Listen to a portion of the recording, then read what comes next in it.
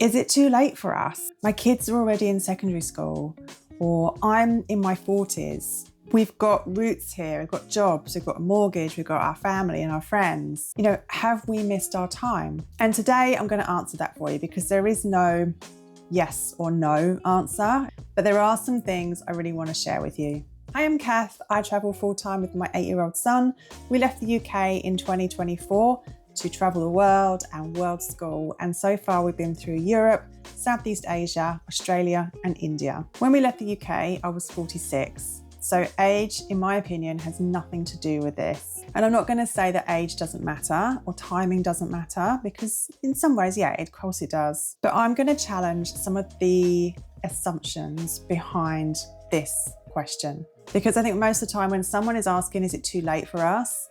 It's not so much about that. There's something else going on underneath it then. So what is too late? Or what do people mean when they say, is it too late for me to do this? It tends to be one of three things. They're either worried about that their kids are too old and won't adapt easily and have got too much at home to leave behind, or they're worried that they've left it too long and the logistics are going to be too complicated. Or sometimes they're worried about the fact that they've built too much here in the UK and leaving that behind and sort of dismantling that is just too difficult. And obviously all of these are real concerns and they're very, very important things to consider. And there's no way I'd dismiss any of them. But I'm going to look at each one of those properly, because most of the time the fear is bigger than the actual obstacle. Okay, so the most common thing I hear is, my kids are too old. We've left it too long. We should have done it when they were younger. And now it's going to be really hard for them to leave their friends behind, leave their studies behind, start world schooling when maybe they're coming up to GCSE age, that kind of thing. And I want to give you a different perspective on that. So first of all, world schooling is for any age. I've met kids who are world schooling and they're not even school age yet. They're very, very young. And I've also met older teenagers, GCSE age teenagers, or even A-level age teenagers who are world schooling with their families.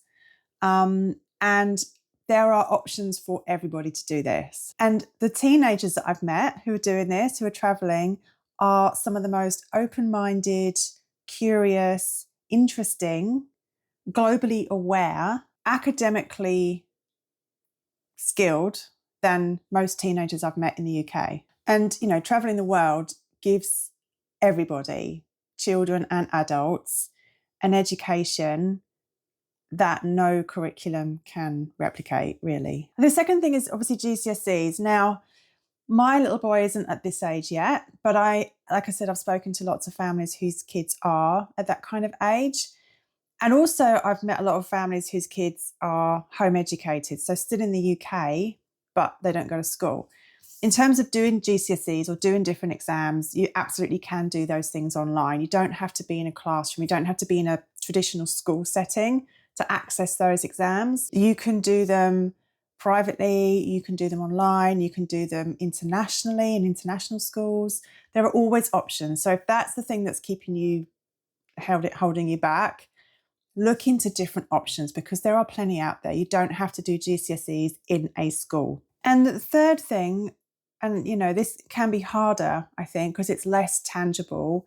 Your kids missing their friends, your kids missing out on that normal sort of teenage life in a school can make this feel really difficult. Because if you're coming up against teenagers who are saying, no, I don't want to go, I want to stay in school, I want to stay with my friends, my normal life, and going away with my mum and dad sounds horrible. Coming up against that resistance is probably harder than the other things. But, all kids are more adaptable than we realise. And if they are open to it in any way, you can make things work for them. And obviously, like I said, my son is only 8, so it's very different to having a teenager. And these are conversations you have to have with them. You have to explain what your plans are, what you want to do, what the options are for them. And they have to make their own decisions, because they are older and you obviously have to respect that. But it's not a reason not to go. If they are open to trying, it's not a reason to not try. It's something you need to be mindful of. So the second fear I hear a lot is I've built too much here. You know, my career, my house, my family, my friends, my life. My life is here. Is it too late for me to uproot and go somewhere else now that I've been here for so long? But if you really want to do this, they are just excuses. I am 48 and I only left the UK 2 years ago. So I was 46 when we left. I'm about to do it again. I have a house. I had a job here. I have a child. I have family and friends. They are reasons to stay only if you make them the reasons to stay. You've got a house. Okay, so that's an asset. You can rent that out. You can sell it if you want to. We rent ours out and the rental income is really handy, especially in countries where the cost of living is so much lower. It's actually a huge chunk of our expenses, paying for the rent, for food, for all of those kind of things in these other countries. It covers pretty much everything. And you don't have to sell everything. Well, we sold all of our belongings pretty much, and you don't have to do that. There's no one's telling you have to sell everything. You can put stuff in storage. Lots of people do, especially if they're only going for a gap year. You can put your car, you can put your furniture, all your things in storage, or you can rent your house out fully furnished or partially furnished, which is something we've done. So then you don't have to worry about selling everything or storing everything because you can just leave it in your house. So in other words, you can keep those things, you can keep your roots while you go off and explore.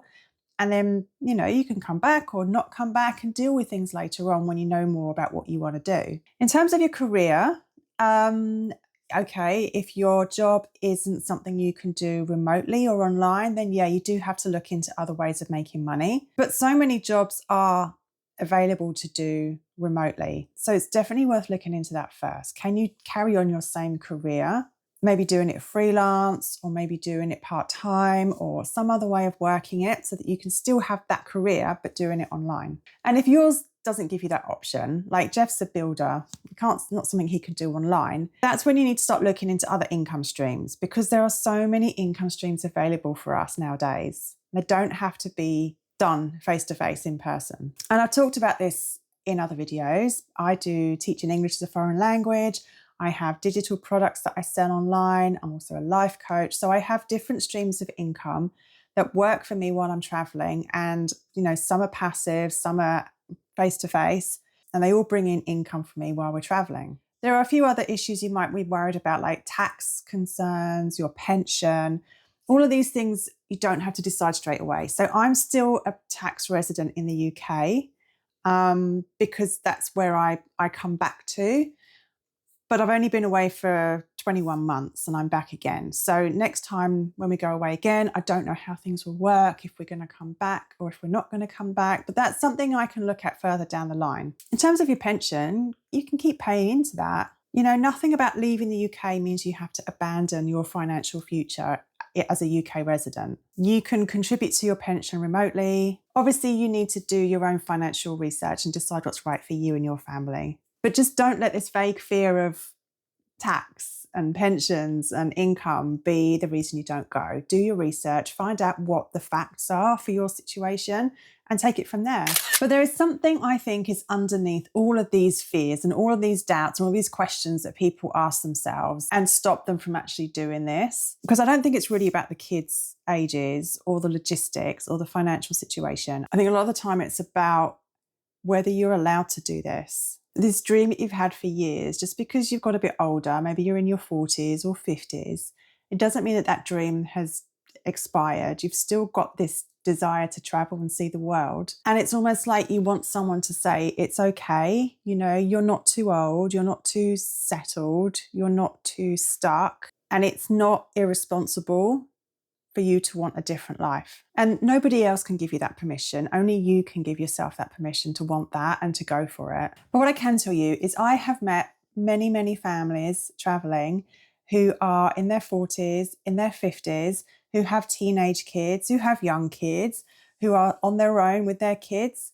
who do this and make this work. I've met people who have had all the reasons in the world to stay in the UK, but they chose to go anyway. And none of those ever regretted leaving. What I see most is when I come back to the UK and I speak to people who are here and haven't done this, and how much they all say they regret not having done it already. That they wish they could do it, that they wish they'd done it 10 years ago, 20 years ago, that they wish they'd done it when their kids were still at home and they could take their kids traveling with them. And now their kids have left home, they're at university, and now they're saying, I wish we'd done what you do. That, you know, your little boy is having such a great time. You look so happy. I just wish we'd done it. That's where the regret is, not people who have left. It's people who haven't left. So is it too late for you and your family? Probably not in the way that you think. It's more likely to be in the sense that the longer that you wait for that perfect time, for the right time to do this, the more time passes while you're waiting. And before you know it, your kids would have left home. You know, you would have remortgaged your house to get the extension done. Maybe you'll have some health concerns in the future, or then you'll have real reasons not to do this. So there isn't a perfect moment. There isn't the right time, but you do need to make the decision that this is what you want to do and then make it happen. So let me give you a few little tips before we wrap this up. If your kids are primary school age, this is the single best time you can do this. There is no better time. It's the most flexible time because your kids can world school, you can home educate. Primary school age kids, they're pretty easy to educate. It's not GCSE level stuff.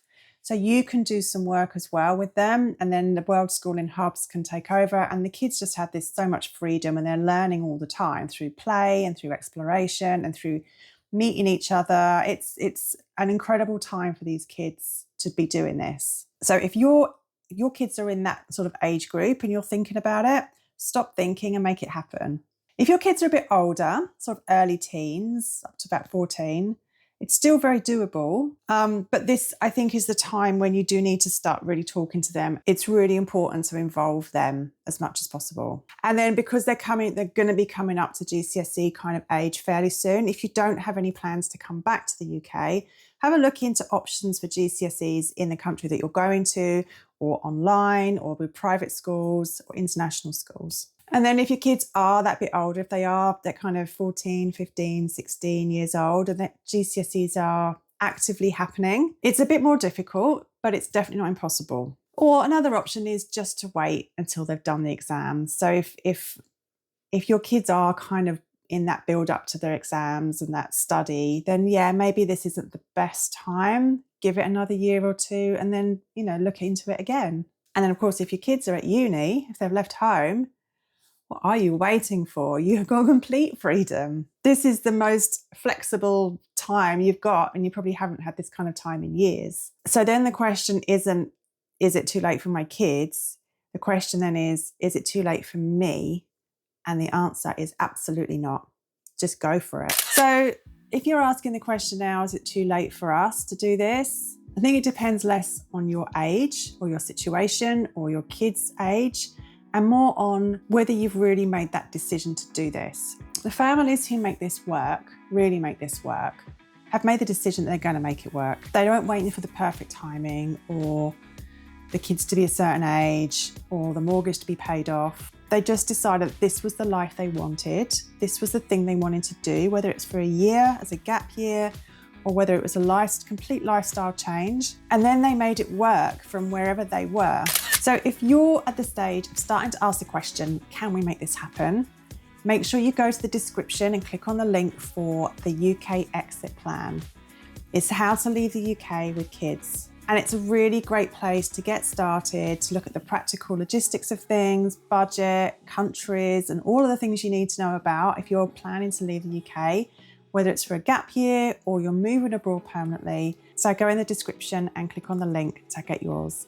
And drop your situation in the comments. Where are you in this at the moment? Are you in the thinking stages, in the planning stages? Are you actively about to leave? Let me know where you're at. I do read all the comments and I'll answer as many as I can. See you in the next video.